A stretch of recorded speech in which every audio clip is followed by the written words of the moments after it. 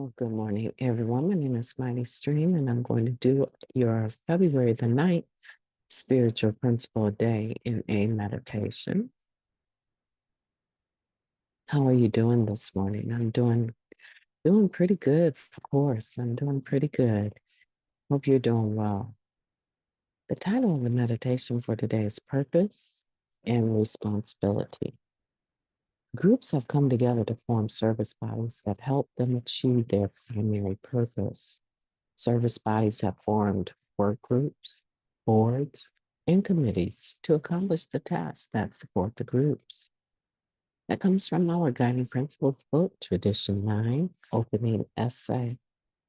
In our service bodies, we embrace Tradition 9 when we regularly consider our responsibilities to those we serve by maintaining H&I panels, hosting recovery events, and furthering NA's reach in other ways through public relations efforts. We make it possible for the groups to focus on providing an atmosphere of recovery for members. The purpose of our service bodies is an extension of our group's primary purpose. In our personal recovery, considering the relationship between purpose and responsibility can be helpful too. When we are in a meeting, for example, we might have several reasons for attending. We show up for our own recovery, to carry a message, for coffee or tea, or to see whether that cute person who was there last time came back. Whatever our reasons, thinking about purpose can help us practice responsibility. The meeting exists to create an atmosphere of recovery. So our responsibility in that space was to create or contribute rather to that atmosphere. Let me repeat that sentence. The meeting exists to create an atmosphere of recovery. So our responsibility in that space is to contribute to that atmosphere, even if the cute person does show up. The same is true for other areas of our lives. Family, work, school, each has a purpose that may or may not align completely with our own. However, there's usually a fair amount of overlap. So we can practice responsibility by attending to that portion of our purpose that aligns with where we are at. We practice responsibility by looking for the overlap in purpose and focus on our energy there. The more we practice, the better we get. Fulfilling my purpose involves being responsible. I will consider my responsibilities in each area of my life and try to act accordingly.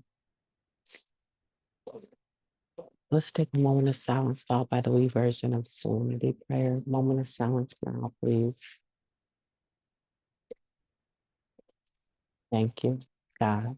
Grant us the serenity to accept the things that we cannot change, the courage to change the things that we can, and the wisdom to know the difference just for today. Please and thank you. Isn't that meditation powerful, talking about purpose and responsibility? And I think it's really important to remember that our groups, right, have a primary purpose. And service bodies have a primary purpose, right? And all of it is to make sure that the atmosphere of recovery is established so that individuals that find our meetings have an opportunity to recover and experience, have a living experience of the primary purpose, right? Which is, right, to carry our message, right? Our purpose, rather, is to carry the message to the addict that still suffers. Our message is that any addict can stop using, lose the desire to use, and find a new way to live. Well, how does that happen? Come on, let's dig into that. How does that happen? if at every meeting when people come, the atmosphere of recovery is not established. Now, the atmosphere of recovery being established may change according to the individual, right? My definition of it may be different than your definition of it. But one thing that we can say for sure is that when we're talking about it, there's this connotation that it's peaceful, it's inclusive, um, a spirit of giving our heart and our ears to other people that are sharing. There's a spirit of being polite. We don't overtalk one another. We're mindful that we're listening while other people are talking. We're mindful that we're not making a lot of commotion coming into the meeting late. Right now, I know that I'm touchy about the topic, right? About the atmosphere of recovery. And probably, reasonably so. I got it honest, in other words, that I am concerned about that atmosphere recovery because I was such a problem. Come on now. I don't know who's new here or who knows my story, but I was such a problem at the meetings. I did not contribute in the least little bit, but today I contribute. And I'm very serious about it. And people sometimes roll their eyes like, how is she so serious about it now? And back 30 years ago, she was not. That's the whole point. 30 years ago, I hope I have grown. And I have. And there's some people that will not let my past die. My first 10 years, there's some people that will not let it die in those mental, emotional lapses in between, in these last few decades. Yeah, I had some, but who I am today, I'm very intentional about the atmosphere of recovery. Today I am. And that just means basically that anybody should be able to come into the meeting and actually hear the person that's sharing. Right? Let me keep it real basic. My definition is that there shouldn't be a whole lot of other stuff going on in the meeting when the meeting is going on.